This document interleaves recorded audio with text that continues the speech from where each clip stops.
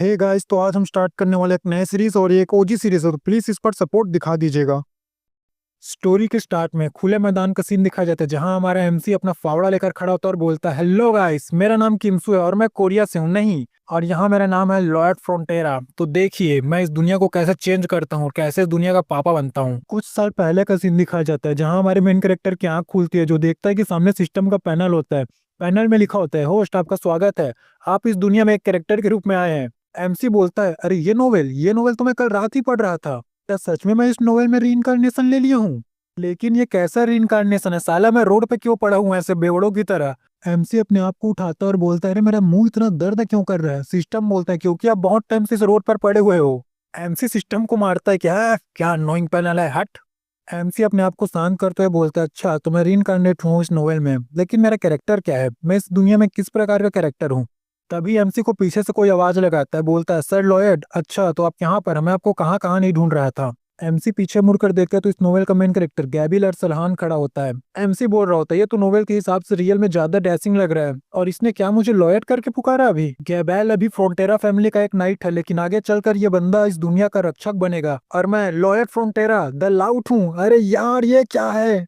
वैसे आपको बता दूं, लाउड का मतलब होता है जो बहुत ज्यादा गुस्सा करता है, जबरदस्ती गुस्सा करता है और थोड़ा बेवकूफ होता है। गिबैल भी बोलता है, मैंने तुझे तेरे नाम से पुकारा है, और हाँ मुझे जानकर खुशी हुई कि तू समझता है कि तू लाउड है। मैंसन का सीन दिखाया जाता है जहाँ पर गिबैल पूछता है, तो तुम्हें याद नहीं कि तुम वहां पर पड़े क्यों थे? हाँ वैसे तुझ जैसे एसहोल से एक्सपेक्ट भी क्या किया जा सकता है। सीधी बात बताऊं तो मुझे लॉर्ड ने कहा था कि तुझे ढूंढ कर ला करके, अगर उन्होंने नहीं कहा होता तो मैं क्या, मेरी जूती भी तुझे ढूंढने के लिए ना जाती। लॉयड उसकी बात पर ध्यान नहीं दे रहा होता, वो तो जमीन को चेक कर रहा होता है कि अरे जमीन बहुत ठंडी है। गैबियर बोलता है, ठीक है मैं कल सुबह लॉर्ड को बता दूंगा कि तू कहाँ था, कैसा था और किस प्रकार था, यह सब मैं रिपोर्ट करूंगा वहां जाकर। लॉयड गोबेल को बोलता है, गेबेल मेरा घर कर्जे में डूब रहा है ना? वो भी बोलता है, हाँ जैसा तुम सोच रहे हो वही है। गेबेल जोरदार दरवाजा बंद करके वहां से निकल जाता है। उसके जाने के बाद हमारे लॉयड फ्रोंटेरा बोल रहा होता है, मुझे इस दुनिया के बारे में सब चीज पता है, क्योंकि कल रात ही मैं इस दुनिया का मांगा पढ़ रहा था। लॉयड के माता पिता यानी मेरे माता पिता कर्ज के कारण सुसाइड कर लेते हैं, और मैं लॉयड फ्रोंटेरा दारू पी पी कर खून की उल्टी करके मर जाता हूँ।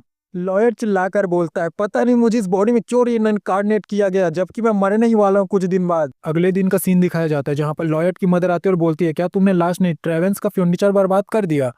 लॉयर सोच रहा होता है, मैं क्या बोलूं कि मैं कल रात मांगा पढ़ रहा था या ये नोवेल पढ़ रहा था। बेचारी मदर बोलती है, मैं तुम्हारे आगे भीख मांगती हूँ लॉयर, जाके उनसे माफी मांग लेना। लॉयर सोच रहा होता है, इस बॉडी ने साला क्या क्या किया है, चलो कोई नहीं, मैं कल जाकर माफी मांग लूंगा। गेबेल और एमसी की माँ चौंक जाती है, क्या क्या ये माफी मांगने वाला है? क्या इसने हाँ बोला उसके लिए?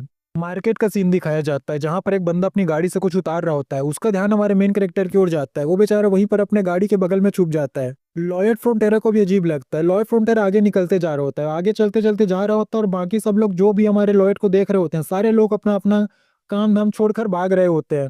एक बच्चा अपनी खिड़की से झांक रहा होता है, उसका बाप आता है और बोलता है, हट बे हट, मेरे को खिड़की बंद करने दे, नहीं तो साला तू उसको देख लेगा।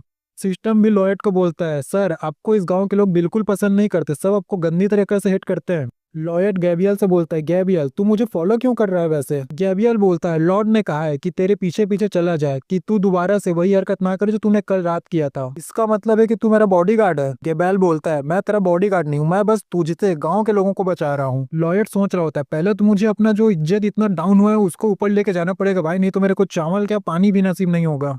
मेरा तो बस एक ही सपना है कि मैं एक रईसी वाली जिंदगी जीऊं, बस अपनी जिंदगी में आराम करूं।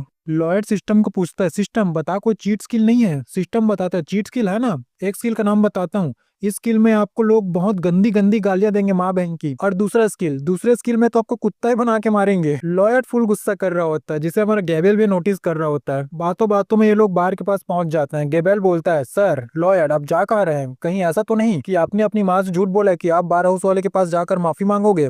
लॉयड बोलता है, नहीं नहीं नहीं, मैं तो कुछ और सोच रहा था। गेबेल लॉयड को घूर कर देखता है। लॉयड बोलता है, अरे भाई अब क्या कर दिया, क्यों घूर रहा है मुझे?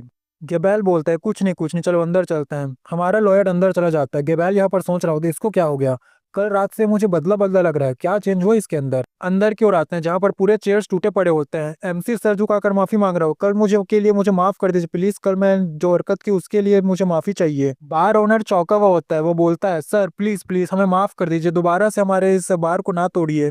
लॉयड मनी मन सोचता है, ये बार ओनर तो मुझे पिछली बार से ज्यादा डरा और चौंका हुआ लग रहा है, शायद मेरा फॉर्मल रूप इसे पसंद नहीं आया। शायद मुझे थोड़े गुस्से में रहना चाहिए। ओए बार ओनर, आई एम सॉरी, ठीक है। बार ओनर अपना मुंह दूसरी ओर घुमाकर बोलता है, ठीक है, सॉरी बोलने की जरूरत नहीं है। लॉयड भी चौंका हुआ होता है उस बार ओनर को ऐसे देखकर। बाहर का सीन दिखाया जाता है, लॉयड और गैबियर दोनों बाहर टहल रहे होते हैं। लॉयड बोलता है, मैं उससे माफी मांगा, लेकिन फिर भी उसका रिएक्शन बड़ा अजीब था। गैबियर बोलता है, हाँ ये तो होना ही था। वो बेचारा जिसने अपने खून पसीने की कमाई से अपना दुकान बनाया था, तुमने उसके दुकान में जाकर हंगामा किया, उसके फर्नीचर तोड़े। वो बेचारा कैसे ही शांत रह सकता है, बता, तू मुझे बता चल। लॉयड गैब्रियल को बोलता है, मेरे ऊपर मेरे घर का कर्ज है, बता मैं कैसे उसको चुकाऊं और कैसे इसको दूं, तू ही बता। गैब्रियल बोलता है, उस ऑनर बेचारे की माँ अगले साल से अपने बीमारी पीड़ित है और तेरे उस वॉयलेंस के कारण वो बेचारा और भी ज्यादा परेशान हो चुका है, अब बता तू। लॉयड कुछ नहीं बोल पाता और चुप हो जाता है। तभी गैब्रियल बोल रहा होता है, यहाँ पर बहुत सर्दी हो चुकी है, पता नहीं हम लोग इस सर्दी में कैसे सरवाइव करेंगे। तभी हमारे लॉयड को एक आइडिया चमकता है, उसके सिर में लखा बल्ब जलता है। लॉयड बोलता है, मैं मॉडर्न दुनिया से आया हूँ तो मैं कुछ न कुछ तो कर पाऊंगा।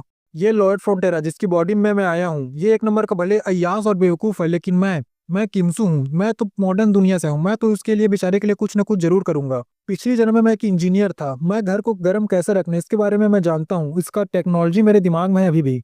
लॉयड सोचता है, ठीक है अब मुझे पता है मुझे क्या करना है। गैब्रियल को बोलता है, गैब्रियल चल वापस से बाहर अंदर चल। और यहीं पर हमारे इस चैप्टर और एपिसोड का एंड हो जाता है। तो वीडियो अच्छा लगे तो चैनल सब्सक्राइब करो, वीडियो को लाइक करें, धन्यवाद।